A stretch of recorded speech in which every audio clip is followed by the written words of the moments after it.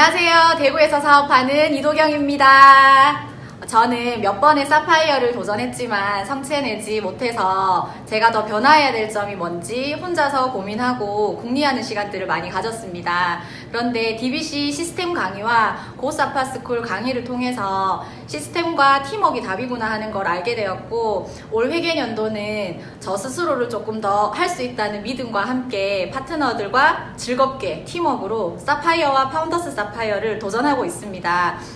늘 목표를 외치시고 성취해내시는 스폰서님들을 뵈면서 조금 더 용기를 낼 수 있었고요. 그리고 스폰서님들에 대한 감사함과 이글드림 시스템에 대한 보답하는 마음으로 올 회계연도는 반드시 제가 목표한 사파이어와 파운더스 사파이어를 성취해내겠습니다.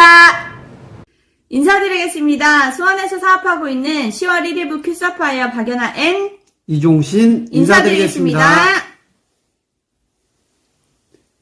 네, 저는 처음 아메이 사업을 랜드로부터 접하게 됐습니다. 저는 아메이 회사 제품에 대해서 전혀 알지 못했고, 랜드로부터 아메이를 듣고 나서 녹색창에 검색을 하게 됐고, 부정을 처음 접하게 됐습니다. 그래서 알아보고 말려야겠다는 생각에 강의장을 따라 나가게 됐고, 제가 회사를 다니면서 듣지 못했던, 배우지 못했던 것들을 듣게 되면서, 아메이에 대해서 하나둘씩 알아가게 됐고, Q&A가 풀리게 되면서 이 사업을 제대로 알아보고 지금까지 진행하게 됐습니다. 제가 회사를 다니면서 경제적인 부분을 고민한 부분이 있었는데, 우리 아메이 사업을 통해서 아메이 수단을 가지고 경제적인 자립이 가능하다는 부분을 알게 됐고, 그래서 아메이 사업을 꾸준히 지금 진행하고 있습니다. 네, 저는 10년차 간호사로 간호사 일을 하고 있을 때 산업체 간호사 회사 과장님으로부터 이 일을 듣게 됐습니다.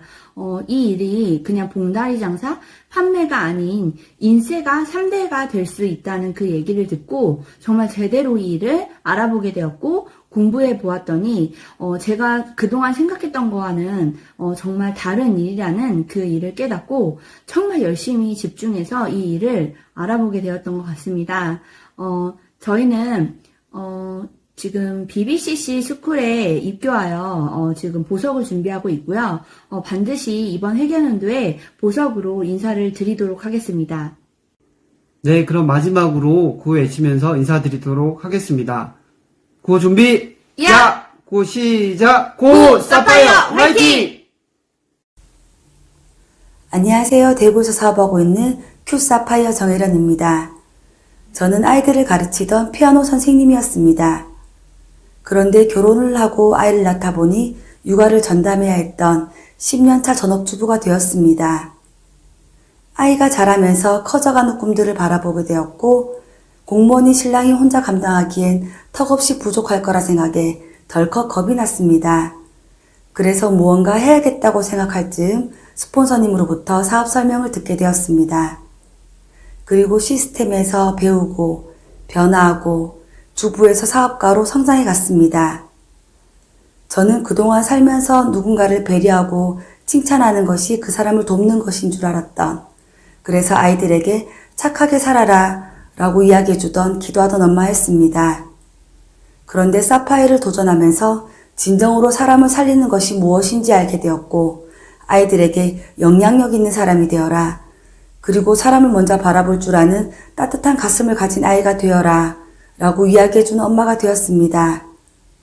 그래서 사파이어는 저에게 시스템에 의해서, 스폰서님에 의해서 다시 태어나는 핀이고, 그리고 누군가의 가정을 진정으로 살리는 도전입니다. 진정한 보석으로 에메랄드 다이아몬드까지 눈부신 40과 빛나는 50을 준비하는 첫 시작점인 사파이어를 눈앞에 두고 있습니다.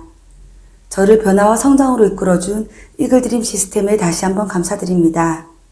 3월 1일부 사파이어, 9월 1일부 파운더 사파이어, 끝까지 해내겠습니다. 화이팅!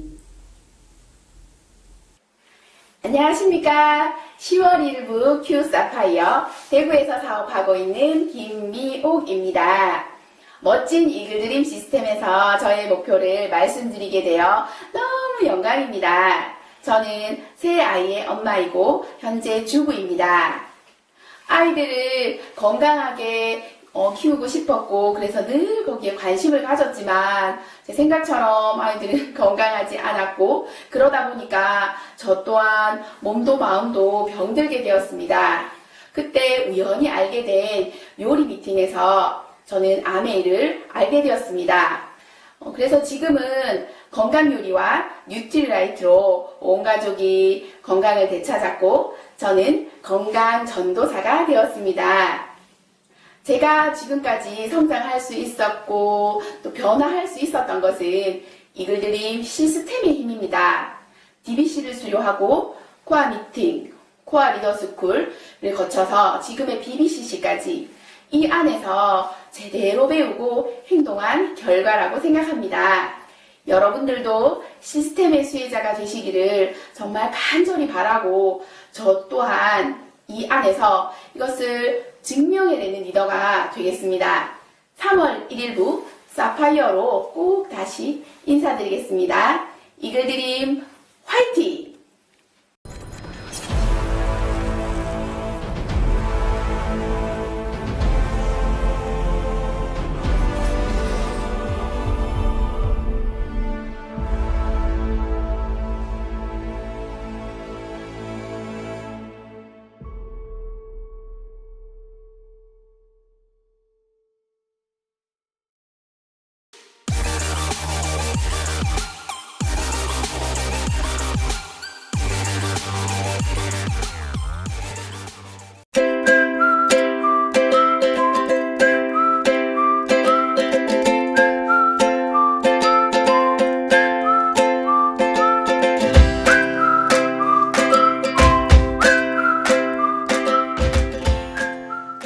안녕하세요. 반갑습니다. 송진구입니다.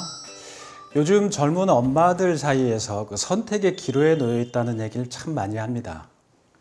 자녀를 양육하는데 몰입을 해야 맞는 건지, 가정의 경제적인 결핍을 위해서, 가정의 미래를 위해서 경제 활동을 해야 맞는 건지 그 둘 사이에서 선택의 기로에 놓여 있다는 얘기를 많이 해요. 선택은 매우 중요한 문제입니다. 우리의 선택이 우리의 미래를 결정하기 때문에 그렇죠. 근데 문제는요, 우리가 지금 행복하려고 한 선택이 시간이 지나서 10년 후, 20년 후 미래에도 행복한 선택이 되는 것은 많지 않다는 사실입니다. 그런데요, 지금 우리가 행복하려고 했던 선택이 미래에 불행해지거나 지금은 힘들고 고통스러운 선택이 미래에 우리한테 행복을 갖다 주는 선택은 많다는 거예요. 여기서 우리가 주목해야 될 것은 지금 행복하려고 한 선택이 시간이 지나서 미래에서 후회하게 된다면 그 미래에 가서 과거의 선택, 오늘의 선택을 후회하게 된다는 겁니다. 근데 중요한 거는 현재도 행복하고 미래도 행복한 거 똑같은 행복인데 왜 미래가 중요할까요? 인간들은 현재의 가치보다 미래의 가치에 더 큰 무게를 두기 때문에 그렇다는 거예요. 그래서 지혜로운 선택을 권하는 말을 빌자면 이런 얘기가 있습니다. 현재보다는 미래에 후회하지 않을 선택을 하는 것이 정답이다. 그래서 오늘은 아메이 ABO님들 중에 영맘들 모시고 어떻게 어떤 선택을 해야 우리가 잘하는 선택인지, 어떤 선택의 솔루션이 있는지를 한번 찾아보도록 할 겁니다. 그래서 우리 리더님들도 오늘 토크를 잘 보시고 현장에서 비즈니스 하실 때 활용하시면 많은 도움이 될 겁니다. 자, 본격적으로 시작을 하죠. 오늘 초대되신 세 분을 스튜디오로 모시겠습니다.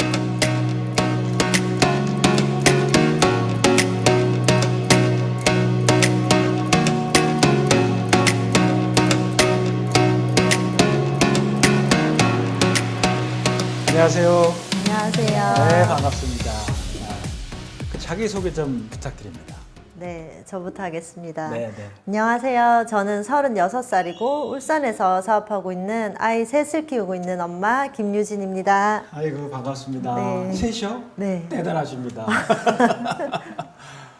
안녕하세요. 저는 대구에서 사업하고 있고요. 예, 지금 현재 직장 생활을 하면서 아메이 사업을 같이 하고 있는 성하순입니다. 네, 반갑습니다.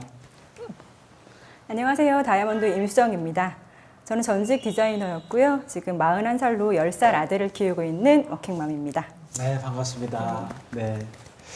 그 세 분 현재 그 사업도 열심히 하시고 그 육아도 열심히 하시는데 어떻게 아메이 비즈니스 해보니까 어때? 지금도 여전히 할만하십니까? 아니면 힘듭니까? 아주 할 만한 것 같습니다. 만만치가 않죠. 네, 안 많지는 않죠. 네. 저는 육아와 직장생활과 아메 사업을 같이 하고 있습니다. 세 개를 다 하네요. 네. 육아, 네. 직장, 아메. 와. 네, 쓰리적을 하고 있는 셈이죠. 네, 네, 그러니까. 근데 그게 가능한 게 예, 아메 사업은 시간적으로 여유가 있다 보니까 제가 직장을 하고 육아를 하면서도 예, 여유 있는 시간에 아메 사업을 충분히 할 수 있기 때문에 가능한 것 같아요. 맞아요. 다른 일은 어렵죠, 그죠? 네. 맞습니다. 네, 성화순 리더님 말씀처럼 아이와 그 육아를 하면서 사업을 진행하기는 참 어려운데 직장 생활을 하기는 참 어렵잖아요. 그렇죠. 두 개 하는 거 어렵죠. 네, 네. 근데 아메이 비즈니스는 시간적 자유가 보장되는 사업이잖아요. 맞아요. 그래서 아이를 케어하면서도 충분히 사업을 할 수 있는 그런 장점이 있는 일이기도 하고 제가 아는 리더님은 아이가 하원하는 시간 3시까지만 사업을 하시면서 대기업 연봉을 받고 계시는 분이 계세요. 그게 대단하시네요. 아메이 비즈니스에서 가능하지 않을까라는 생각을 합니다. 3시 이후에는 아이를 보고 네. 그 전에 비즈니스 하시고 대단하시네요. 근데 연봉이 대기업. 맞아요. 저도 다이아몬드까지 갈 때 5시까지밖에 공무원 아메이를 했던 걸로 유명하거든요. 아. 그렇게 하면서 지금 저는 대기업의 임원급의 연봉을 받고 있습니다. 축하드립니다. 축하드려요. 네. 그 다음 세션으로 이제 세 분이 실제 쉬운 일은 아니잖아요. 대부분 엄마들은 아이 한 명 키우는 것도 막 몰입하는 분들이 있거든요. 근데 세 분은 아이도 키우고 아메이 비즈니스도 하시고 또 더구나 직장 생활도 하시고 이건 정말 쉬운 일이 아닐 건데 이 워킹맘으로서 하다 보면 어려운 일들이 많이 있을 거예요. 그러니까 지금부터는 하나씩 어떤 게 나한테 힘들었던지 그걸 키워드로 한번 찾아보는 시간을 가질 겁니다. 네. 첫 번째 키워드입니다. 죄책감. 이거 누구예요? 네. 여러분 어떤 죄책감이 있으셨어요? 죄책감이라는 키워드는 저랑 임수정 리더님이 함께 낸 키워드인데요. 네네. 사실 워킹맘들이라면 누구나 느끼고 있는 감정일 거라고 생각이 들어요. 아이를 온전히 케어를 하지 못하니까. 못한다라는 그런 죄책감을 다 가지고 있다고 생각하는데 저는 아이가 3명이라고 했잖아요. 근데 첫째 아이와 둘째, 셋째의 터울이 조금 있어요. 그래서 저는 그 첫째 아이가 동생들을 돌보면서 아이들끼리 있는 시간이 많단 말이에요. 양가 부모님이 모두 직장 생활을 하세요. 그래서 아이를 봐줄 곳이 저는 한 군데도 없어서 아이들끼리 두고 일을 하는 경우가 많은데 한 번은 그 저희 지금 첫째 아이가 초등학교 다닐 때 네. 동생들을 돌보고 제가 밤늦게 일이 끝나는 날이 있었어요. 네. 근데 그날 하필이면 우리 첫째가 아픈 거예요. 열도 많이 나고. 근데 동생들 봐야 되잖아요. 그렇죠. 그래서 둘째, 셋째는 그때 당시에 완전 아기였고. 그래서 아이들 밥 차려주고 그 뉴트리 짜장면을 끓여주고 자기 몸 하나 가누기도 힘든데 초등학생이. 네, 똥기저귀도 갈아놓고 그래놓고 있더라고요. 야. 그때 제가 일은 하고 있는데 온 신경이 아이들한테 가 있고 너무 미안한 거예요. 그래서 진짜 마음이 많이 힘들었었거든요. 그래서 집에 돌아가 보니까 아이는 열이 더 나서 쓰러져 있고 그 몰골이 엉망이잖아요. 그 상태로 쓰러져 있는 아이들을 보면서 굉장히 미안하다 그런 생각을 많이 했던 것 같아요. 충분히 이해합니다. 엄마의 마음이 얼마나 안타까웠겠어요. 네, 직장 생활과 아이를 같이 본다는 거 그 앞에서 정말 죄인이 되는 것 같아요. 네, 저 같은 경우는 아이가 이제 어렸을 때 발달 장애라는 어떤 그런 판정을 이제 받고 정말 제가 아이를 이런 센터에서 그런 케어를 하지만 사실 베이비시터를 그때 고용을 했었는데 네. 베이비시터의 상황상 계속 이제 바뀌게 되는 거예요. 그러면서 아이는 분리불안이 더 심해지고 저는 그때 이제 디자인 일을 하고 있었을 때였거든요. 그런데 제가 그 베이비시터를 새로 이제 구한다 하더라도 이 아이는 점점점 이제 엄마랑 함께 있는 시간이 없기 때문에 그 분리불안이 너무 심해져서 사실 5살까지 엄마라는 말도 하지 못했었어요. 아우, 저런. 네. 그럴 때 센터에 가서 그 센터에 있는 아이들의 양상을 보는 저의 마음은 너무 불안하고 두렵고 혹시 내 아이도 이렇게 크지는 않을까? 하지만 원장님은 지켜봐야 한다라는 대답만 하셨고 너무 미안한 거죠. 내가 도대체 지금 돈을 벌고는 있었어요. 꽤 많이 벌었어요. 여자 치고는. 근데 이 돈을 내가 뭘 위해 이렇게 돈만을 추구하는 이 삶이 과연 내가 이 아이 엄마로서 맞는 것일까? 이런 생각을 하게 되고요. 또 한 번은 제가 이제 출산 휴가를 한 후에 이제 바로 다음날 출근을 해야 되는데 이제 시어머니가 아이를 봐주시기로 하셨었어요. 그런데 네. 갑자기 허리를 다치시면서 네. 못 보게 되는 거예요. 못 보시게. 어떻게 해야 될까요? 내일 전 출근을 해야 되는데 저는 이제 그러니까 저를 케어해줄 부모님이 안 계셔서 우남동료 외동딸이고 아무런 손을 내밀 곳이 없었어요. 그래서 그 밤에 한 번도 인사도 한 적 없는 옆집을 찾아갑니다. 그리고 문을 두드렸어요. 언니가 딱 나오셨는데 언니 정말 이상하게 볼 거 아는데 옆집 사는 애기 엄마예요. 제가 내일 출근을 해야 되는데 아이 맡길 곳이 도저히 없어서 베이비시터 구할 동안만 잠깐만 좀 부탁 좀 드리겠습니다. 이랬어요. 근데 너무나 감사하게 그 언니가 아이를 봐주셨고 4개월짜리 아이를 이제 언니한테 맡기고 저는 그 다음날 출근을 하게 됩니다. 그런 아픔들이 아마 이렇게 우리 리더님처럼 크고 작은 아픔들도 있을 거고 어떤 분은 더 심한 분도 있을 거고 어떤 분은 좀 뭐 경중을 따지기는 어렵지만 조금 못한 분도 있다고는 하겠지만 다 이런 마음은 들지 않을까 그런 생각은 해요. 맞아요. 예. 너무 안타깝죠. 근데 이거 제가 좀 이따 이제 풀어드릴게요. 꼭 죄책감 가질 필요가 없다. 풀어드릴게요.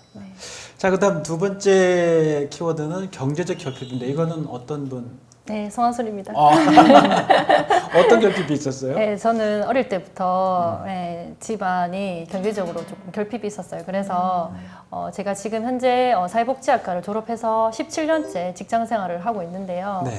저의 원래 꿈은 패션 디자이너였어요. 그래서 제가 대학교 진학할 때 선생님한테 아주 당당하게 저는 패션 디자인과를 가고 싶다고 말씀을 드렸었는데 네. 패션 디자인 쪽에는 아무래도 유학도 가야 되고 또 경제적으로 조금 돈이 많이 들어가는데 집에서 그게 가능하냐고 선생님께서 말씀을 하셨고 사실 가능하지 않기 때문에 선생님께서 앞으로 평생 일할 수 있는 사회복지학과를 가라고 무조건 가라고 권하셨거든요.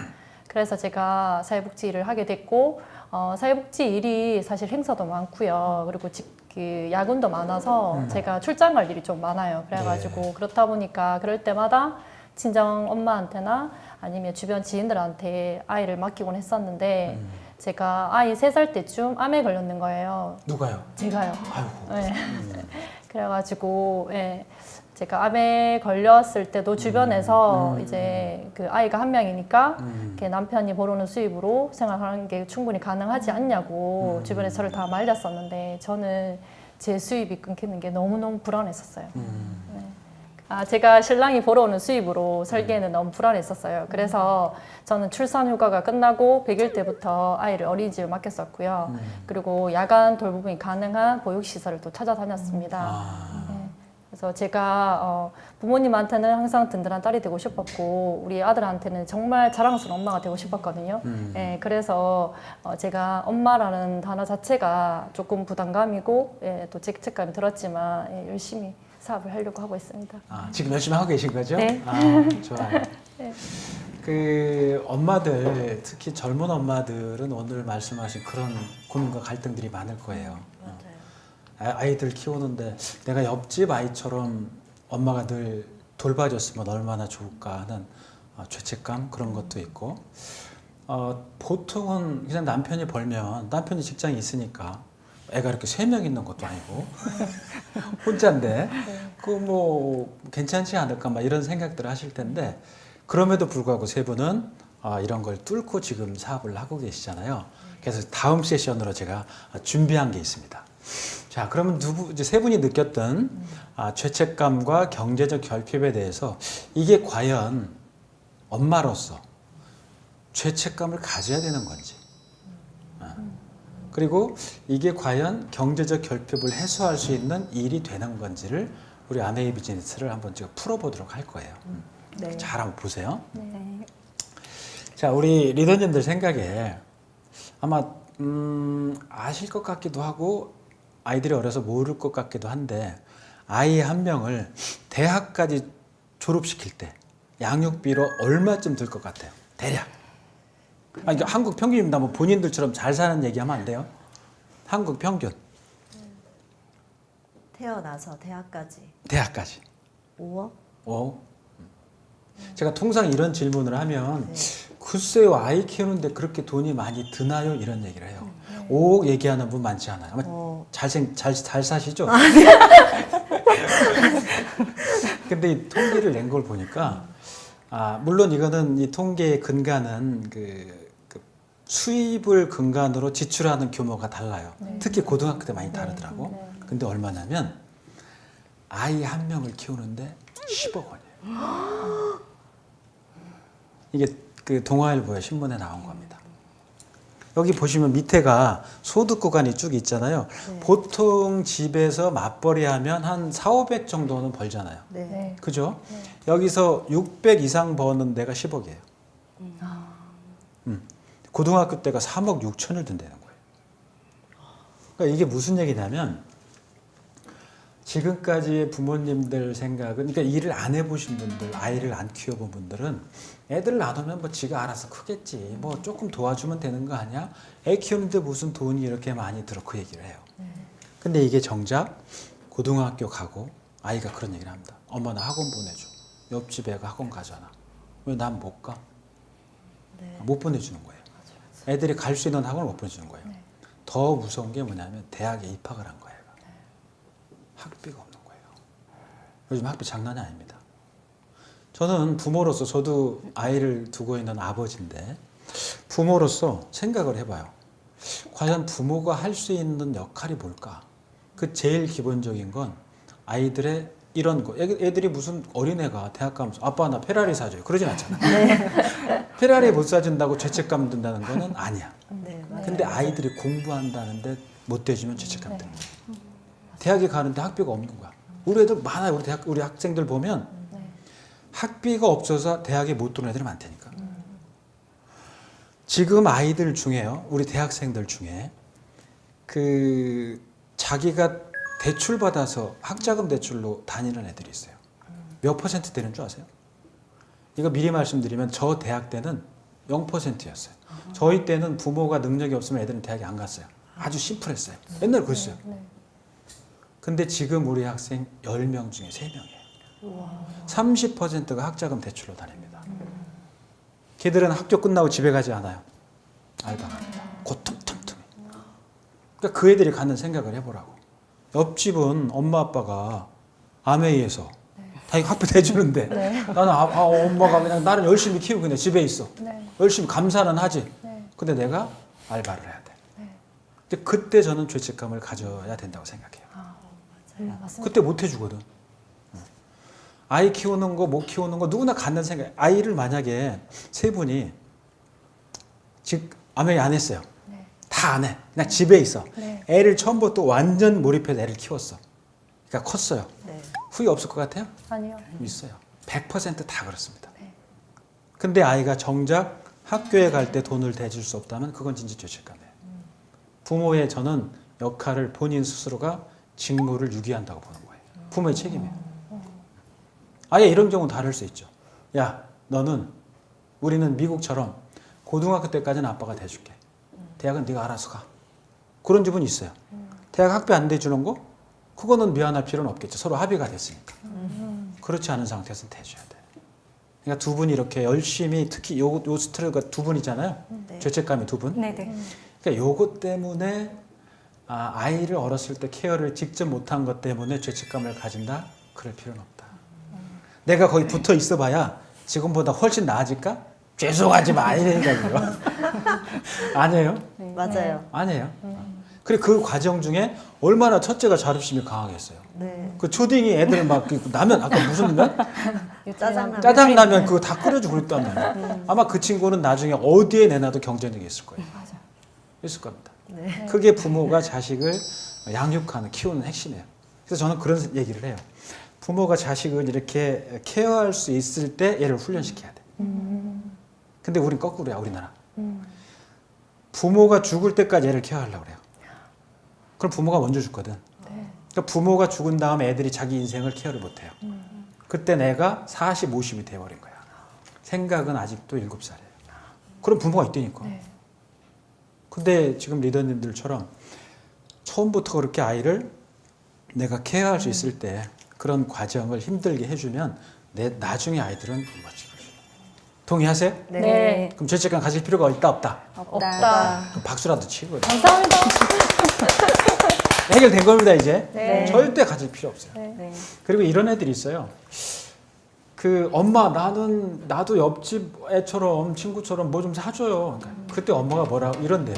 야 이놈아 옆집 엄마는 일을 하잖아. 일하는 거 사줄 수 있단 말이야. 그럼 이 아들은 뭐라고 했어요? 왜 엄마는 일 안 해?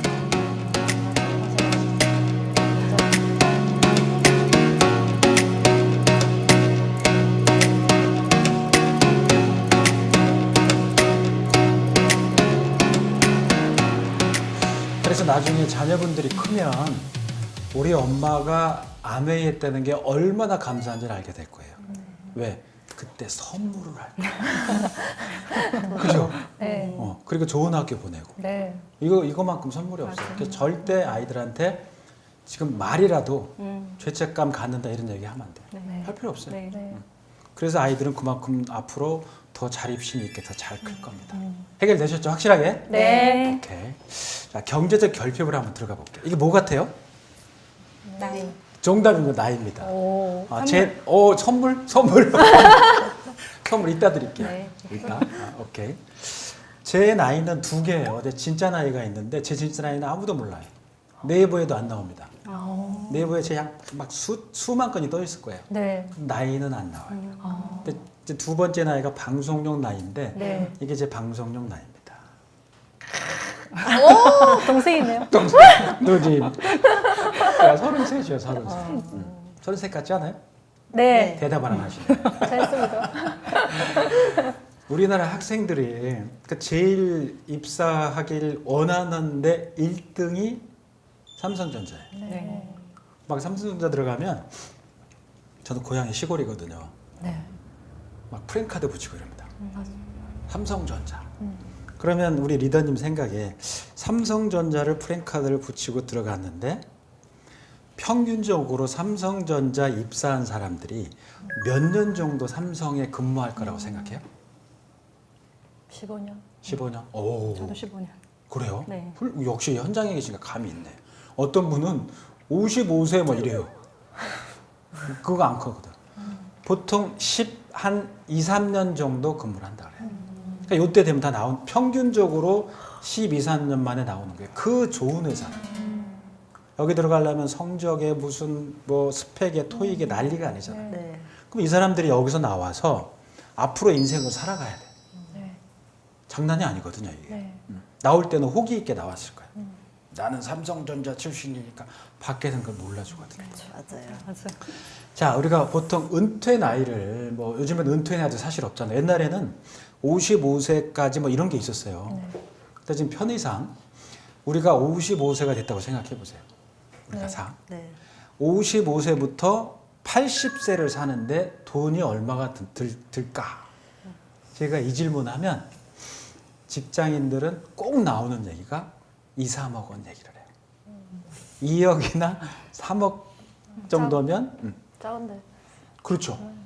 그러니까 이런 쪽을 공부하셨으니까 아는 거예요. 근데 이 55세부터 80세까지 사는데 필요한 돈이 8억 원입니다. 90세까지 사는 돈이 11억 3천. 100세까지 사는 돈이 14억 5천이에요. 그러니까 아까 아이 키우는데 얼마 든다 그랬어요? 10억. 10억. 내가 노후까지 사는데 얼마 필요해? 14억 5천. 그러니까 25억 정도가 필요한 거예요. 여기 계산은 55세 이후입니다. 네. 근데 안타깝게도 우리나라 55세의 가장이 갖고 있는 돈이 2억 9,600만 원밖에 없어요. 14억 5천이 필요한데 네. 2억 9천 그러면 2억 9,600만 원 중에 그 돈으로 살려면 얼마를 살 수 있냐면 여기까지 살 수 있어요. 64세까지. 그러니까 64세 돌아가 주셔야 돼. 네, 그러면 근데 64세가 돌아가실 나이에요? 아니요. 아니야. 요즘 64세가 애둔합니다. 네. 저 많이 봤어요. 70 넘어서 애 낳는 사람도 봤어. 남자가. 많이 봤어요. 근데 돌아가실 나이가 아니거든. 근데 그 돈이 소진되는 게 64세인데 근데 안타깝게도 2억 9,600 중에 85%가 여기에 묶여 있어. 이게 뭔지 아세요? 대출? 집. 집에 묶여 있어. 그러니까 집은 죽기 전에 팔 수도 없는 거야. 이게 지금 우리나라 55세가 갖고 있는 현실이에요. 이분들은 은퇴하기 전에 잘 몰라. 이 감에 대해서. 그러니까 아까 경제적 결핍 얘기하셨잖아요. 그러니까 이 경제적 결핍을 좀 미리 알면 준비할 수가 있잖아, 이게. 네. 근데 모르면 가서 당할 수밖에 없는 구조예요. 이게 현실입니다. 누구도 여기서 예외가 될 수는 없어요. 이게 우리나라 65세 노인 빈곤율 추이예요. OECD 국가 중에 우리가 1등입니다. 하여튼 우리 뭐든지 했다면 1등이야. 안 좋은 거. 안 좋은 거. 네. OECD 평균이 13명이에요. 근데 우리 노인 빈곤율이 50%. 그러니까 길거리에 다니는 어르신들 중에 2분 중에 1분이 빈곤층이에요. 이분들이 현역에 있을 땐 몰랐어요. 이거. 어떻게 되겠지란 생각을 했거든. 자, 그러면 퇴직은 어쨌든 오는데 내가 자의적으로 또는 타의적으로 올 수밖에 없는데 내 노후를 누가 책임질 거냐. 이런 문제들을 우리가 고민 안 할 수 없죠. 네. 자, 당신은 노후 준비가 되어 있습니까? 하고 물었을 때 안 되어 있다고 얘기한 사람이 27%인데 자, 되어 있습니다 중에 55% 사람이 응답하는 게 있어요. 뭐가 내 노후를 준비해 줄 거냐? 연금이 나를 준비해 줄 거야. 국민연금. 제가 그 전에 옛날부터 얘기를 했어요. 10여 년 전부터 여러분 연금에 기대지 마세요. 연금은 망합니다. 제가 그 방송의 그 한날은 시청자들이 아침마당 홈페이지에 막 도배를 해요. 송 교수 뭔 알지도 못하고 연금이 왜 깨지냐, 연금은 국가가 하는 건데 이렇게 도배를 해. 근데 요즘은 제가 얘기하지 않아요. 왜? 정부가 스스로 밝혔어. 자, 여기 보시면 이 검정선이 총 지출선이에요. 정부 입장, 국민연금 입장에서 볼 때는 연세가 드시면 연금을 내주잖아요. 네. 이게 지출선이고 위에 노란 게 수입선이에요. 지금은 내주는 것보다 받아들이는 게 많아요. 네. 현재는 정부 입장에서. 그런데 이게 뒤집힐 때가 오죠. 이게 수지가 전환되는 거예요. 저 위에 점선 보세요. 저게 적립금 현황이야. 개인으로 보면 우리 통장이에요. 네. 쭉 올라가죠. 나중에 어떻게 돼요? 내려가요. 내려가서 끝에 얼마가 됩니까? 0원이야. 연금은 망합니다. 그러니까 전 세계 어떤 나라도 연금이 성공한 경우는 없어요. 왜? 이유는 간단해. 옛날에는 엄마 한 명당 5.6명씩을 낳았어요. 그러니까 이러면 구조가 이렇게 삼각형 구조였어. 네. 대여섯 명이 두 분의 부모를 부양하면 됐거든. 근데 지금 몇 명 낳아요? 두 분 몇 명을 갖고 있어? 한 명씩이잖아. 네. 이 애국자는 그래도 세 명을 갖고 맞습니다. 데리고 있는데 한 명이 몇 명을 부양해야 될 것 같아요? 네 명을 부양해야 돼. 부모하고 네. 자기가 보지도 못한 이모, 삼촌을 부양해야 돼. 이 사람들 결혼 안 한 사람들이야. 애도 안 낳고. 그러니까 이 삼각형이 대여섯 명이 두 명을 부양하는 건 얘기가 됐는데 혼자가 4명 부양하는 건 불가능한 거예요. 그러니까 연금은 깨지는 겁니다. 망할 수밖에 없어요. 그래서 얼마 전에 정부에서도 발표를 했어요. 여기 연금이 뒤집히는 게 44년이고 고갈되는 게 60년이라 그랬잖아요. 네. 중간중간에 발표하거든요. 수지가 뒤집히는, 변환되는 게 2년 땡겨졌어. 기금이 완전 망하는 게 4년 땡겨졌어요. 그러니까 연금에 기대는 거는 잘못된 거예요. 망할 수가 없어요. 그러면 내 노후는 나는 앞으로 살아가야 되는데 어떻게 할 거냐. 네. 그죠? 자, 이게 이제 은퇴 그래프인데 우리 리더님들 생각에 은퇴는 몇 번 한다고 생각하세요? 직장 다 다니셨었잖아요. 네. 몇 번에 은퇴는? 3번. 3번. 오, 어떤 때요? 네. 궁금해. 직장을 그만두는 게 아니고 은퇴. 결혼할 때. 결혼할 때? 결혼할 때 뭐를 은퇴해요? 아, 직장에서? 네? 네. 또? 그리고 아기 나왔을 때. 아기 낳을 때도 그만두고 계속 그만두네. 그리고 네. 그리고 나이. 아, 정년에 걸렸을 때? 네, 네. 네. 그럴 수도 있겠네. 근데 그 제가 질문을 해보면 네. 은퇴는 한 번 한다는 거야. 그러니까 중간에 쉬었다 가는 거를 은퇴로 안 보는 거죠. 근데 그 사람들이 잘못 보는 거예요. 그것 때문에 이제 우리나라 문제가 있는 건데 은퇴는 2번에 걸쳐서 일어나요. 자, 첫 번째가 뭐냐?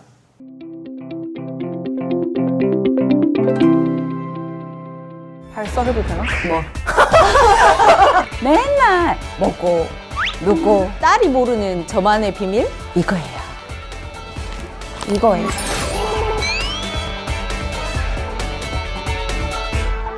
안녕하세요. 저는 정은이 엄마 이영신입니다. 엄마 딸 정은입니다. 24살 이온유입니다. 안녕하세요. 이은이 엄마 박수미입니다. 저는 닮았다고 생각하는데 엄마가 닮았다고 하면 되게 싫어하세요. 엄마가. 클수록 엄마랑 닮았다는 말을 자주 듣는 것 같아요. 그건 진짜 아니에요. 아니 안 닮았어요. 엄마는 완전 파워 박순이, 완전 최강 집순이. 집순이? 언니는 완전 방순이. 화장품 좀 발라라, 관리 좀 해라 막 그렇게 하는데 너무 안 해. 엄마는 진짜 너무 좀 관리를 좀 심하게 해요. 얘도 완전 야식쟁이거든요. 맨날 먹고 눕고. 근데 진짜 신기하게 라인은 살아있어요. 요즘 엄마의 주름이 좀 깊어졌다. 왜일까요? 벤자민 버튼? 나이를 거꾸로 먹어요. 아까 엄마가 말한 미스터리 이거예요. 트리플 V업 리프팅 패치. 야식은 먹어도 이건 꼭 하고 잤다. 뭐라고? 딸이 모르는 저만의 비밀? 이거예요. 그 이유가 제 미모의 비밀 병기라고나 할까? 이거 나 본 건데? 내 맨날 쓰는데 이거? 뭐? 언제? 몰래 혼자 이런 걸 쓰고 있었단 말이지. 어쩐지 이상하게 하나씩 없어지더라. 일단 색이 진짜 고급져. 이게 하이드로겔이래. 그래서 이게 진짜 쫀쫀해가지고 피부에 착 달라붙는단 말이야. 이거 너무 쫀쫀하고 그리고 또 딱 떼고 났는데 느낌? 계속 거울을 보게 되는. 뭔가 다르다. 라인이 확 살아나서 우와 했어요. 아니 나 혼자 홈트 할 때도 가끔씩 붙이고 했는데 못 봤어? 근데 너무 쫀쫀하니 떨어지지가 않아. 아니 이게 얼굴뿐만 아니라 목까지. 오, 쫀쫀하네. 그래서 목까지 관리해준다니까. 엄마 목에 주름 엄청 많은데 완전 엄마를 위한 제품이네. 나는 우리 딸의 비밀? 첫사랑?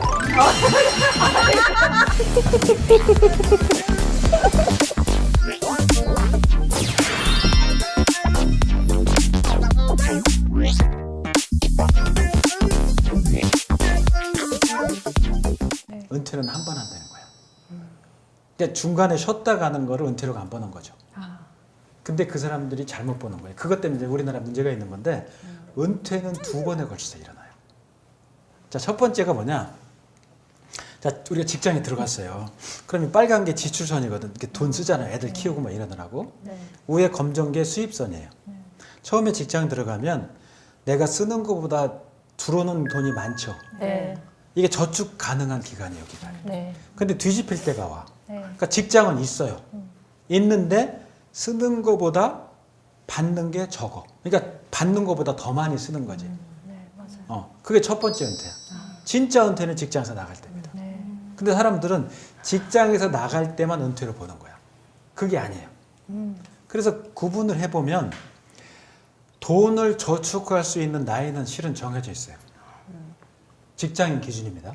자, 40대 후반까지는 저축이 가능해.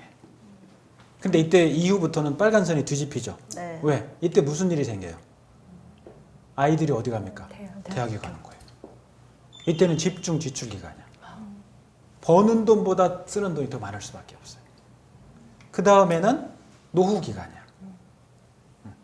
그러니까 버는 시기는 이거 젊은 분들한테 특히 우리 영맘들이잖아요. 이거 잘 보여주셔야 돼 그분들한테 네. 리크루팅 하실 때.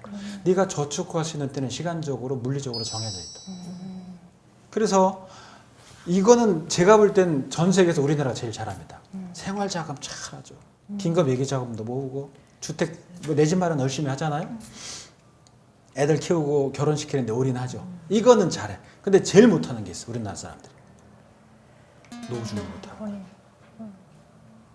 그러니까 아까 보여드린 것처럼 OECD 통계 중에 우리가 완벽한 1등을 하는 거예요. 둘 중 한 명이 빈곤층이야. 그러니까 자식도 나를 부양할 수 없는 거예요. 안 하는 건 아닙니다. 아까 그랬죠. 국민연금이 나를 부양할까? 꿈 깨야 돼. 그 지금 우리 국민들은 그런 딜레마에 빠져 있는 거예요. 그런 선택의 딜레마. 그럼 난 어떻게 해야 될까? 어떻게 해야 돼? 어떻게 해야 돼요? 응? 어떻게 해야 돼? 준비하죠. 뭘 준비해야 돼? 노후를 너 뭐해서? 아멘. 그렇지! 그 얘기하려고 이 자리에 우리가 와 있는 게 그거거든. 그 얘기야. 그 얘기. 55세부터 쓰는 돈이 14억 5천이나 들고 네. 애 키우는데 한 명당 10억이나 든다는데 좋아 난 안 쓸래. 그래도 애 키우는데 5억은 들 거 아니에요. 그럼 내가 캐시로 제가 그런 분들한테 그렇게 용감한 죄송합니다. 전 무식하다고 얘기를 하는데 준비 안 된 자가 일하지 않는 걸 좀 무식하다고 보는 거예요. 인생은 책임이 없는 거죠. 그럼 만약에 당신이 캐시로 한 30억 정도 있다면 집 빼고 일 안 해도 되지. 애 키우고 먹고 살고 인생 마무리하면 돼. 네. 근데 30억 있는 사람들이 많지 않아요. 맞아요. 그 사람들이 일을 해야 돼. 네. 근데 안 한단 말이야. 네. 그러니까 제가 볼 때는 그 사람들은 대책이 없는 거예요. 지금 경제적 결핍에 대해서 외면하고 있는 거야. 네. 그 외면한다고 해서 그게 보이진 않겠지만 닥치지 않는 건 아니에요. 닥치거든. 닥치는 거예요. 그래서 그걸 뚫고 나갈 필요가 있다는 거예요. 그래서 지금 말씀하신 것처럼 암의 해지 그런 정답이에요. 여기 보면 우리가 소득의 원천 아마 이거 많이 보셨을 거예요. 네. 이렇게 쭉 보는데 근로소득, 연금소득 이런 분들은 뭐 직장인들, 일반인들. 여기 오늘 뭐 감독님들, PD 이런 분들 여기에다 찍는 분들 다. 그다음에 사업소득은 사업하는 사장들, 인쇄소득, 뭐 책 쓴 사람이나 작곡가나 우리 리더님 같은 경우에요. 네트워크 사업자. 자산소득은 빌딩이나 이런 거 있는 사람들이죠. 그래서 사람들은 이 중에 결정을 해야 되는데 많은 사람들이 여기서 멈춰 있어요. 직장이 끝나면 수입이 없는 거야. 그리고 그 사람한테 물어보세요. 너는 미래를 어떻게 준비하냐? 어떻게 되겠지 뭐. 맞아요. 맞죠? 네. 그 사람들한테 뭐라고 그래요? 그런 대답하는 사람한테? 확 쥐어박아요? 사실 좀 많이 화가 나는데 예, 제가 암의 사업을 하고 난 다음부터는 제가 좀 현실 점검을 많이 시켜주는 편이에요. 그럼 그 사람들이 잘 이해를 해요? 사실 금방 교수님이 말씀하신 것처럼 아직 거기까지는 생각하고 싶지 않다고. 그죠? 예, 어떻게 되겠지. 그러니까. 네. 근데 그 사람의 미래가 어떻게 될지는 보이죠? 네. 보이는 거예요. 그러니까 우리 리더님들도 이 아메이 비즈니스 안 했으면 못 봤을 거예요. 어떻게 되겠지 뭐 우리 애는 크겠고 어떻게 되겠지. 그러니까 어떻게 되겠지는 없는 거예요. 말씀드린 것처럼 학비가 없어서 애들을 학교 못 보낸다니까. 가족이 아픈데 수술을 못 시키는 거예요. 그런데도 그 사람들 어떻게 해요? 어떻게 되겠지. 무책임한 거예요. 자, 저는 이거 제가 만들어 본 건데 그 밑에가 시간이고 위에가 왼쪽에 돈이에요. 네. 그 이게 0이고 100이고 100이에요. 그러니까 시간이 많고 돈이 많은 그러니까 시간은 엄청 많은데 돈이 없는 거지. 전 그 사람들을 사막거미라고 표현해요. 사막거미가 뭐냐면 사막에다 거미줄을 쳐놓은 거야. 네. 기다려. 네. 근데 걸리는 게 없어. 아, 그런데. 거기 나무도 없고 뭐 그렇네요. 파리도 없어. 계속 기다리고만 있는 거야. 시간은 많아. 근데 인컴이 없어. 네. 사막거미. 현실에도 보는 사람들이 있죠. 전 그 사람들을 전백년 회원이라고 그래요. 이게 어떤 회원들인지 아세요? 전국 백수연합회. 시간은 많아. 근데 수입이 없어. 네. 근데 둘 다 없는 사람들이 있어. 시간도 없고 돈도 없고. 저는 그걸 개미라고. 개미 참 열심히 일하잖아요. 네. 여기 들어간 사람이 누굴 것 같아요? 직장인들. 네. 자영업자들. 네. 저는 이건 좀 별개 얘기인데 나중에 제가 또 다른 주제 할 때 이 말씀을 좀 드릴 건데, 자영업자들이요, 직장 생활하다 자영업하잖아요. 마음가짐이 같을 것 같아요, 다를 것 같아요? 직장 생활하는 거하고 자영업하고 다를 것 같아요. 완벽하게 달라요. 100% 달라요. 그러니까 목숨을 거는 거예요. 내 돈이 들어갔기 때문에 잘못하면 망하는 거예요. 네. 그러니까 목숨을 걸어. 그래서 제가 이 네트워크 사업하시는 리더님들한테 그런 얘기를 해요. 리더님, 지금 정신 상태에서 자영업한다는 생각으로 이걸 한번 해보세요. 맞아. 이건 성공 안 할래 안 할 수가 없어요. 근데 하다가 그만두는 분들 보면 여러 가지 이유가 있지 뭐 많아. 근데 툭 그만둬. 근데 자영업자가 2억 들여서 자영업 했는데 툭 그만둘 수 있어요? 없는 거예요. 네. 목숨을 거는 거예요. 실제 이분들은 정말 불쌍한 분들이에요.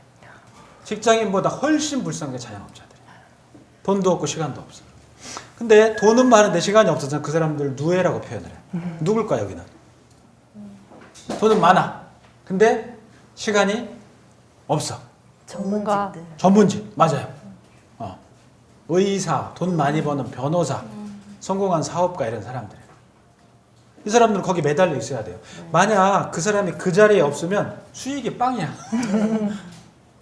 근데 그러려면 그 돈을 벌려면 그 자리에 있어야 돼요. 이 사람들은 돈 버는 거는 좋은데 시간이 없는 게 문제예요. 네. 근데 전 나무늘보라고 표현하는 게 시간도 많고 돈도 많은 사람들이에요. 이거 어떤 사람들일까? 여러분 생각해. 어떤 사람이 시간도 여유가 있고 시간으로부터 자유가 있고 돈으로부터 자유가 있을까? 여러분 주변에 있을 거 아니에요? 저희 스폰서님이요. 스폰서님. 정답이에요. 또 주변에 보세요. 건물주, 자산가 이런 사람들이에요. 네트워크하는 사업자분들도 지금 성공한 스폰서, 성공한 리더분들은 제가 정말 부러워하는 게 그 성공한 네트워크 리더들이에요. 저는 제가 만약에 오늘 뭐 이렇게 강의를 안 하고 여러분 우리 4명이 어디 여행을 갔어. 한 달씩. 네. 그러면 저한테 나오는 그러니까 학교에서 나오는 월급은 주겠죠? 근데 갑자기 방학 아닌데 가면 잘릴 거야 아마. 방학이라고 쳐. 그럼 저한테 나오는 건 학교 월급밖에 없어요. 제가 외부 강의를 못하니까 수입이 없을 거 아니에요. 근데 리더님들은 저랑 한 달 여행할 때 수입이 있어요 없어요? 있어요. 그 자유가 지금 느낄진 모르겠지만 굉장히 큽니다. 돈과 시간으로부터의 자유. 그러니까 여기까지 오신 분들은 완벽한 준비가 된 거예요. 근데 이런 설명을 해도 사람들이 잘 못 알아듣지. 그죠? 그래서 고민할 거예요. 워킹맘들이 애를 키워야 될까? 경제활동을 해야 될까? 노후에 돈이 많이 필요해야 되는데 어떡하지? 이런 고민을 많이 할 건데 이제부터 리더님들은 그분들을 만날 때 고민할 필요가 없다는 걸 전해줄 필요가 있다. 나는 시간으로부터도 자유, 뭐로부터 자유? 돈으로부터도 자유. 이해하시겠어요? 네. 이게 다른 직업이 굉장히 부러워하는 거예요. 이 사람들이 제일 부러워하는 게 뭔지 아세요? 시간이에요. 의사들도 딱 정해져 있잖아. 목요일 날 오후에 무슨 학회를 간대. 뭔 학회를 가? 골프치러 가는 거예요. 네. 그거 아니면 못 쉬어. 네. 의사들 보면 맨날 째고 꼬매잖아요. 네. 안타까워.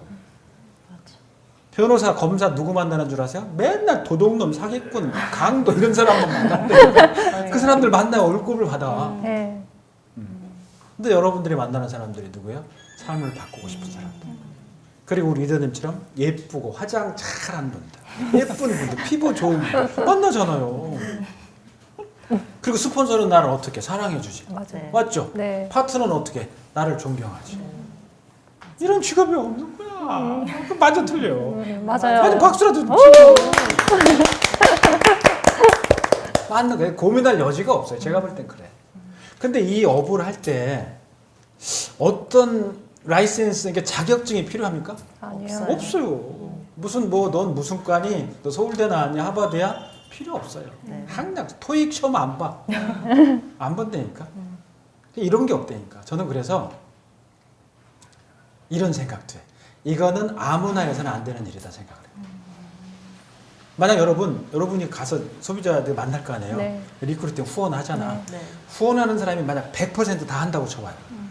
안 돼, 이거. 네. 안 된다니까. 그때 가서는 어떻게 하냐면 본사에서, 아메이 본사에서 딱 조건이 나올 거야. 네. 키 얼마. 그 자본금 한 3억. 다 토익 몇 점 다 나올 거야. 맞아. 그때 되면 그럴 거야. 시작하면 돈 버니까. 지금 기회인 거야, 이게. 네.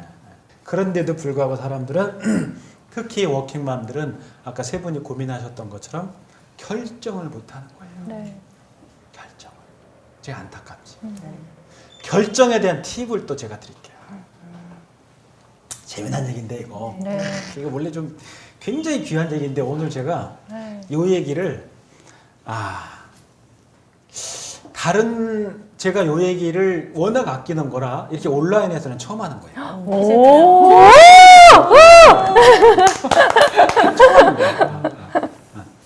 이 글들이 많으면 제가 어디 가서 이런 얘기 안 합니다. 네. 자, 아드왕은 아시죠? 네. 막 원탁의 기사. 네. 이게 엑스칼리버예요. 뽑으면 적을 뽑으면 왕이 된다는 신탁이 있었잖아요. 근데 그 대단한 아더가 젊었을 때 그 적국의 그 포로가 된 적이 있었어요. 복병한테 이렇게 잡힌 거야. 적국의 포로가 돼서 왕한테 불려간 거지. 근데 왕이 원래는 그 아들을 죽이려고 그랬어요. 적국의 왕이니까 어리지만. 근데 죽이려고 하다 보니까 이 젊은 친구가 용맹하고 당당한 거예요. 죽이려고 하는데도. 그래서 이 나이 먹은 옆나라 왕이 호감이 생기잖아. 이렇게 적국이 좀 네. 적주지만. 이 녀석 봐라. 괜찮네. 그래서 살 수 있는 하나의 그 질문을 던져. 맞추기 어려운 질문이야. 네. 그래서 이 질문을 네가 만약 맞추면 너를 살려줄 것이고 만약 네가 맞추지 못한다면 나는 너를 죽일 것이다. 근데 질문에 맞추는 기간을 1년을 딱 줬어. 그러니까 1년 동안 못 맞추면 죽는 거야 이제. 네. 근데 그 질문이 뭐냐면 이거였어요. 여자들이 정말로 원하는 것은 무엇인가?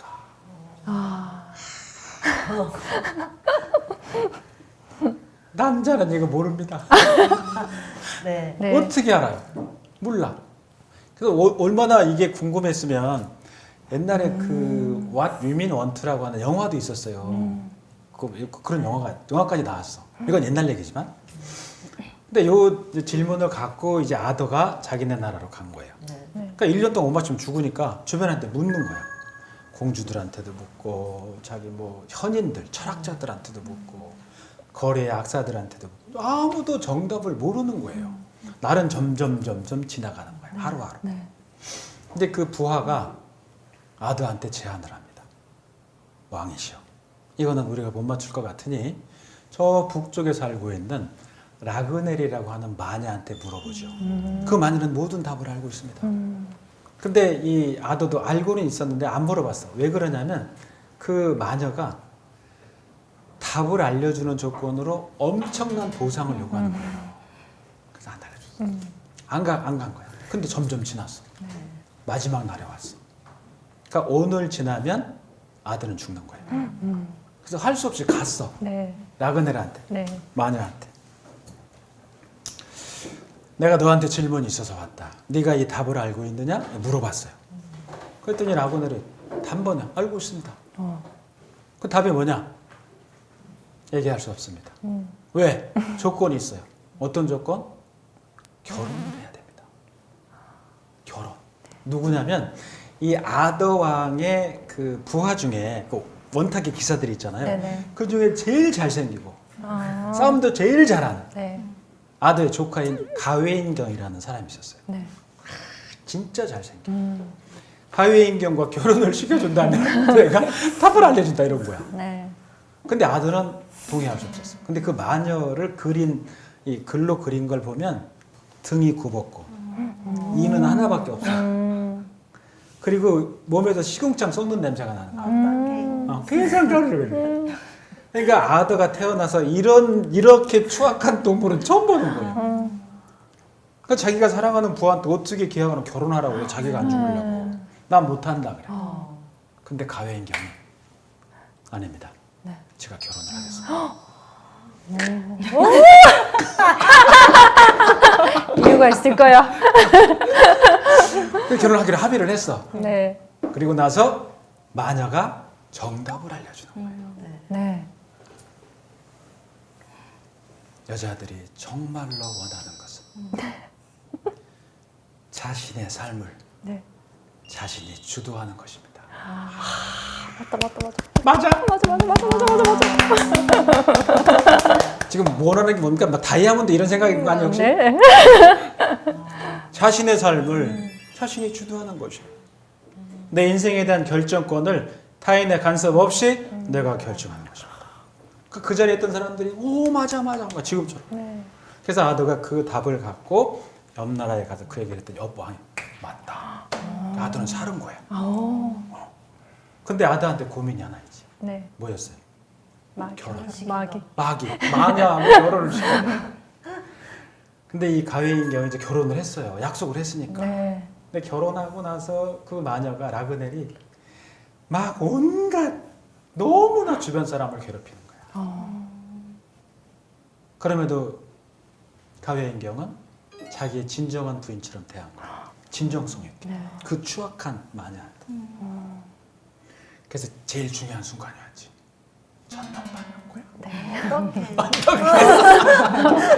천사를 본 거예요. 어떻게 들어가야 돼 말아야 돼. 그 마녀한테 뭐 보기도 좀 그런 냄새가 나는. 응? 상상이 되는. 눈물이 날라 그래. 그래도 고민하다가 이제 들어간 거야. 문을 열고. 각오는 했지. 어차피 내가 약속한 거니까. 촥 문을 열었는데 침대 위에 여자가 하나 앉았는데 네. 자기가 태어나서 처음 본 최고 아름다운 미인이 앉아있는 거야. 처음 본 여자가 그렇게 아름다운 여자. 분명히 마녀가 있다고 들었는데 네. 이게 어찌 된 일이요? 네, 가웨인경.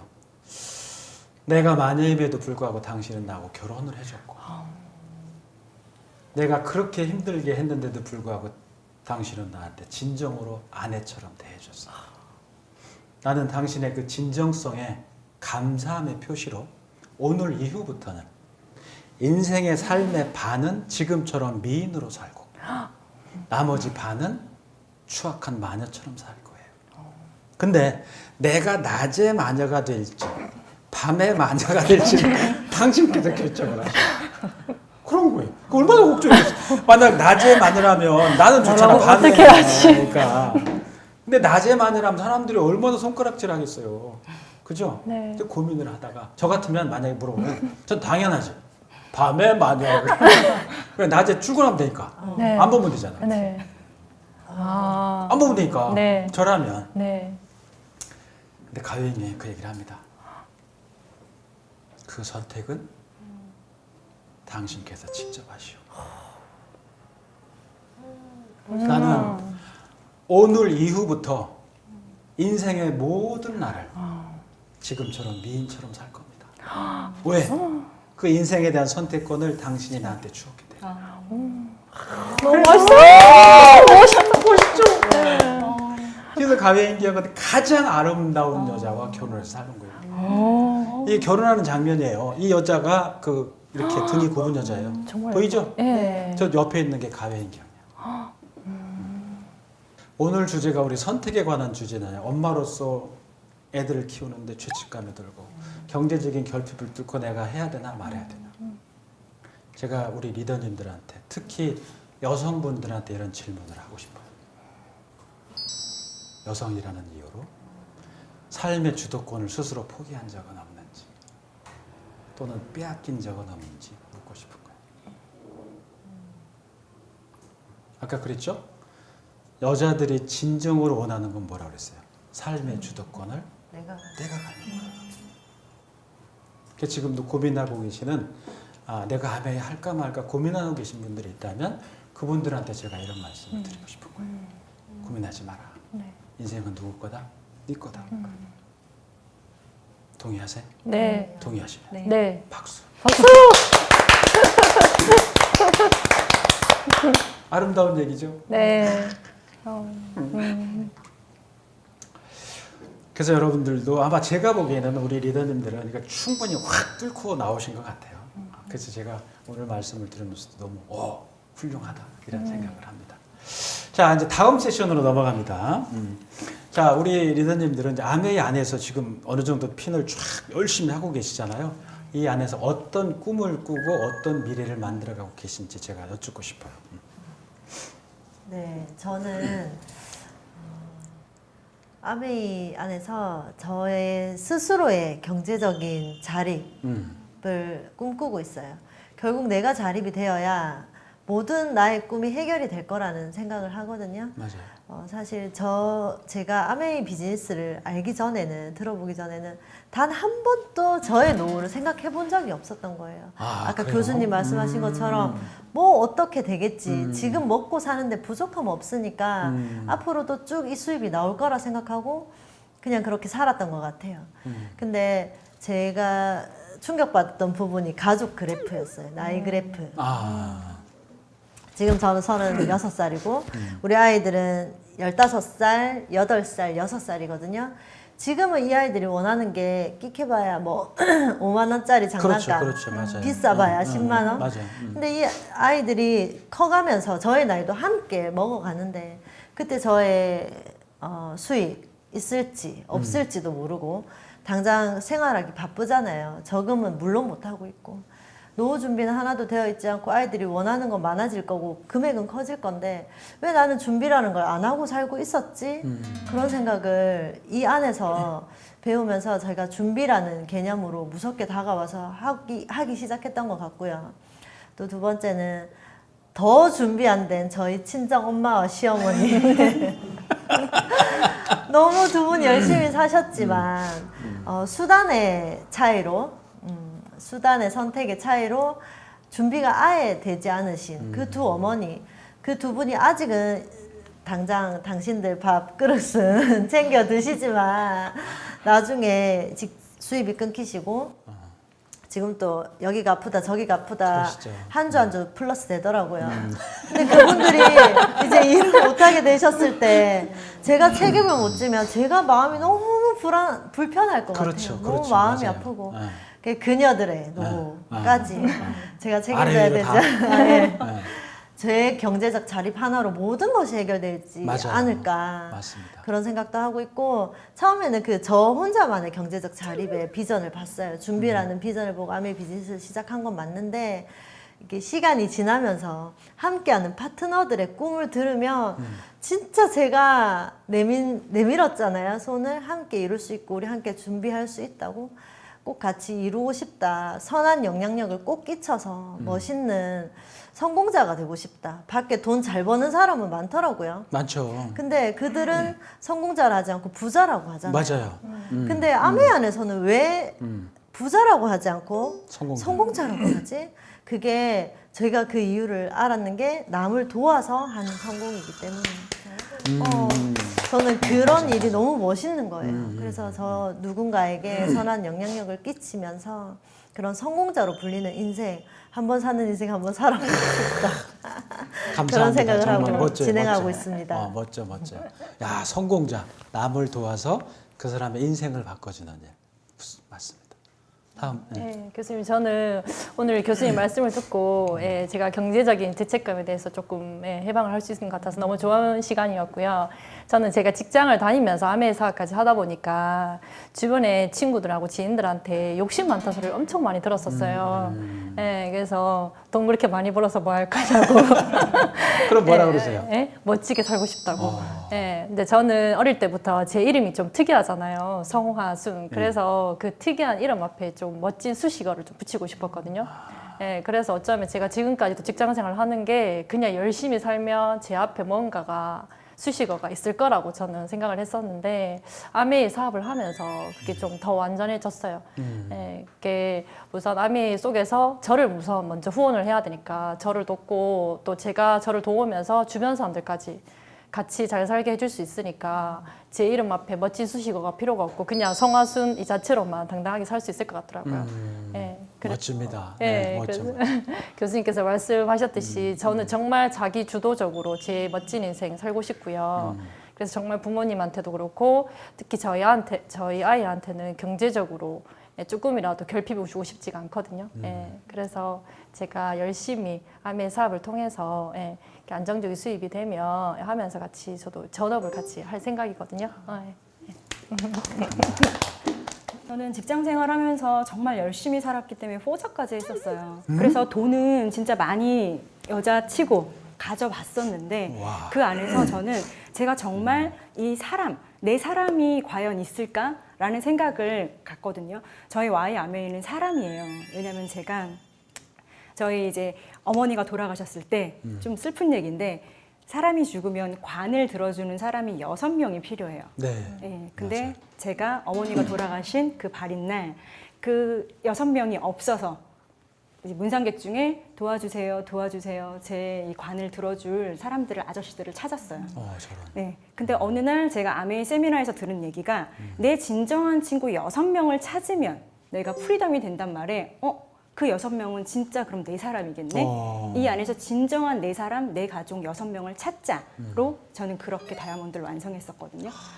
그렇게 저는 사람, 이 안에서 정말 돈만 많은 그냥 그런 삶이 아니라 그 사람을 얻을 수 있는 사람이 되고 싶은 거고, 두 번째는 다 마찬가지로 경제적인 어떤 자유인 것 같아요. 저희 어머니가 20년 넘게 지병으로 편찮으셔서 저희 아버지는 엄마의 그런 간호를 위해 거의 신용 불량자까지 돼 가시면서 그래서 저는 그때 느낀 게 정말 내 가족이 아파 본 사람은 이 가족을 지킬 수 있는 돈이 필요한 거죠. 내가 물질적인 풍요, 물질적인 부가 누리기 위해 뭐 그냥 뭐 어떤 백, 시계 이런 게 아니라 내 가족이 그렇게 아팠을 때 돈이 없어 포기를 하고 싶고 이 정도면 꽤 오래 살았다라는 말을 가족이 하게끔 되는 상황은 전 만들고 싶지 않거든요. 그래서 진짜 내 가족, 내 사람을 지킬 수 있는 그 정도의 돈, 그리고 내 손을 잡아준 내 파트너의 성공을 도와서 결국은 끝내 행복하게 건강하게 이 안에서 그런 자유를 누리는 사업가가 되고 싶습니다. 멋지십니다. 참 맞는 말씀이고 말씀도 참 잘 해주시네요. 그 아메이 안에서 그런 꿈들이 지금처럼 하시면 분명히 그런 꿈들이 현실이 돼서 돈으로부터도 자유가 오고 시간으로부터도 자유가 오는 그런 시간을 가질 것 같아요. 제가 그 깜짝 사진을 준비했어요. 깜짝 사진. 전 요즘도 코로나 때문에 못 모이잖아요. 네. 이때가 전 정말 부러워요. 이거 보세요, 이게 여러분 처음 보는 사진일 텐데. 홀산이에요. 저 뜨거운 열정. 이게 대구였던 거로 제가 기억이 가요. 대구에. 이게 제 사진이 찍은 걸 보니까 제가 오늘 때문에 준비했거든요. 10년쯤 전 사진입니다. 이게 거의 구름처럼 모여 있죠. 누구 얘기를 그렇게 듣느라고 아주 그냥 집중을 하고 있나 모르겠어요. 수천 명. 그때 제가 들었던 게 한 5천 명인가 6천 명 그런 얘기를 들었어요. 이 계단에도 그냥 그냥 빈틈이 없이 쫙 앞에 그 자리 말고 요 바닥에도 쫙 했던 그런 사진인데 저 인물이 강의를 했어요. 저 인물 잘 모르시겠죠? 접니다. 저 모니터가. 그러니까 엄청 큰 모니터가 앞에 있었어요. 워낙 크니까. 강의를 하고 있는데 자, 요거는 제가 강의 중에 이때 뭘 했냐면 좀 제가 드물게 하는 건데 주문을 제가 외워요. 마법의 주문. 그러면 몸에 변화가 생겨요. 예를 들어서 배가 들어가고 싶다 그러면 제가 딱 앉혀놓고 주문을 외우잖아요. 배가 들어가. 근데 이때는 제가 배를 확인할 수 없으니까 손가락을 손가락 실험을 하는 거예요. 다 눈 감고 있잖아, 다. 저는 주문을 외우고 있고. 근데 이 실험을 하면 80~90%가 깜짝 놀랍니다. 제가 주문을 1분 정도밖에 안 하거든요. 손가락이 길어져. 실제 놀라는 사진이 이 사진이에요. 막 난리들이 났잖아요, 주변에. 실제 손가락이 길어집니다. 제가 주문을 외우면 어떤 손가락이 길어져라 하면 길어져요. 그런 실험이 있어요, 제가 하는 게. 근데 여기 자세히 보면 놀랐잖아요, 다. 근데 자세히 보시면 여러분 눈에 확대를 하면 눈에 익은 분이 계세요. 눈에 익은 분. 권인근 탑리더님. 그때 윤영미 탑리더님은 아마 어디 잠깐 나가셨는지 지금 이렇게 권인근 탑리더님이 계세요. 이 손가락 재보고 놀래가지고 지금 이러는 상황이 이상해요. 저는 개인적으로 권인근 리더님을 존경합니다. 진심으로 존경해요. 왜 그런 줄 아세요? 아까 답을 말씀 주셨는데 다른 사람의 인생에 영향력을 끼치기 때문에 그런 거예요. 근데 그 수많은 이런 구름 같은 사람들의 인생을 바꿔주는 거예요. 이 사업은 그런 사업이에요. 아까 그랬잖아요. 누군가 부자는 될 수 있지만 다른 사람의 인생에 영향력을 행사해서 그 사람의 인생을 바꿔주는 건 아무나 못하는 거예요. 저는 그래서 아메이 리더분들을 존경합니다. 진심으로 존경을 해요. 진심으로. 그래서 여러분들도 이런 분들이 저는 되실 거라고 믿는 거예요. 진심으로. 맞아요? 네, 맞습니다. 맞아요. 그 파트너들의 인생을 바꿔주고 있어요? 네. 그러니까 좀 더 많이 바꿔줘야 되는 거죠. 네. 더 많은 사람한테. 이 구름처럼 모인 이런 분들이 시작은 권인권, 윤영미로부터 시작이 됐을 거 아니에요. 네. 수많은 사람들의 인생이 바뀌는 거예요. 저는 그래서 이 네트워크 비즈니스가 참으로 대단한 비즈니스라는 생각을 합니다. 나중에 보면 돈만 버는 게 아니고 사람도 선하게 되더라고요. 착해져요. 네. 저는 그래서 이 날이 빨리 오기를, 우리가 모일 수 있는 날. 네. 지금처럼 이렇지 않고 아까처럼 막 수천 명이 모여서 저희 갈 때도 제가 1년에 그때 몇 번 갔던 것 같아요. 계속.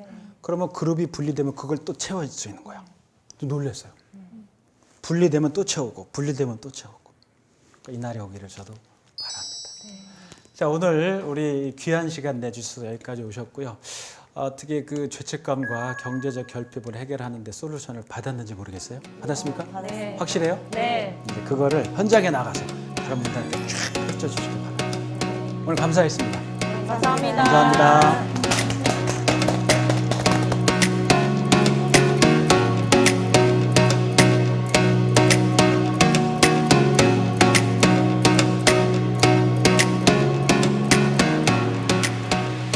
네, 오늘 정말 귀한 세 분 모시고 좋은 말씀 많이 들었고 저도 오늘도 많이 배웠습니다.